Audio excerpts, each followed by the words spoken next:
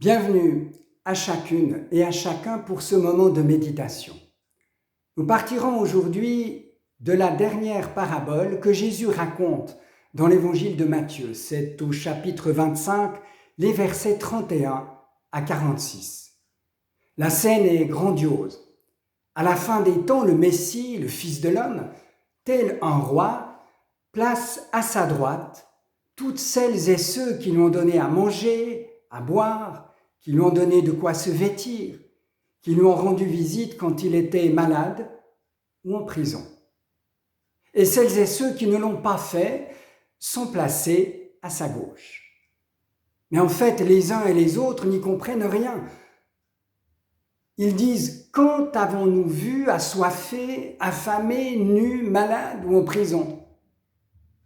Et Jésus leur répond « Eh bien, chaque fois que vous l'avez fait pour quelqu'un, ce que vous avez fait pour l'un de ces plus petits de mes frères, c'est à moi que vous l'avez fait. » En fait, c'est une scène de jugement dernier. Du reste, les artistes du Moyen-Âge s'en sont largement inspirés en jouant sur l'espérance du paradis d'un côté et sur la peur de l'enfer de leur époque de l'autre. Mais ceci n'est plus d'actualité. Comprendre ce récit de cette manière serait passer complètement à côté de la grande nouvelle qu'il contient. Alors que veut nous dire cette parabole ? Tout tourne en fait autour d'un mot, le mot « frère ». Ces personnes souffrant de soif, de faim, sans vêtements, malades, en prison, ces personnes dans la misère, dans la solitude, l'exclusion, la faiblesse, la souffrance, sont des frères. Et cela change tout. Ce sont même des frères et sœurs du Christ lui-même. Quelle dignité pour ces personnes vulnérables. Et puis, à bien y réfléchir, au fond, à travers le Christ, ce sont mes frères, mes sœurs, nos frères, nos sœurs. Car un peu comme les amis de mes amis sont mes amis, eh bien les frères de mon frère sont mes frères. Et le Christ est mon frère. À moi, à vous, à nous tous. Lui, le Fils de Dieu, qui nous invite à dire ensemble et avec lui, notre Père qui est aux cieux. Et cette fraternité humaine dans et avec le Christ n'est pas une sorte de principe général un peu abstrait. Non, cette fraternité doit convertir notre regard. Seigneur, quand avons-nous vu ? Disent les participants au grand jugement final. Voir, regarder, en effet, là est la question, comment regardons-nous les autres ? Est-ce que je les regarde comme des frères et des sœurs, jusqu'à les aider et les soutenir, comme des semblables, des personnes qui ont des besoins et des souffrances qui pourraient être les miens ?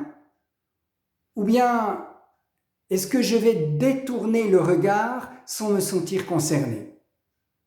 Celles et ceux qui agissent, essayent, tentent dans la mesure de leurs moyens quelque chose pour venir en aide, savent voir dans le visage d'un autre ou d'une autre un frère, une sœur, un semblable, un prochain. Alors oui, cette parabole nous le rappelle avec vigueur. Cette fraternité vécue n'est pas un à côté de la foi, une option à choix. Non, elle est au cœur de la foi au Christ, notre frère.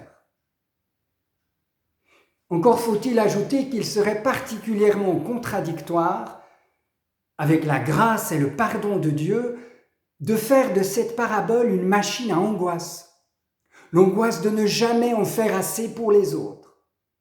Dieu sait que nous avons nos limites.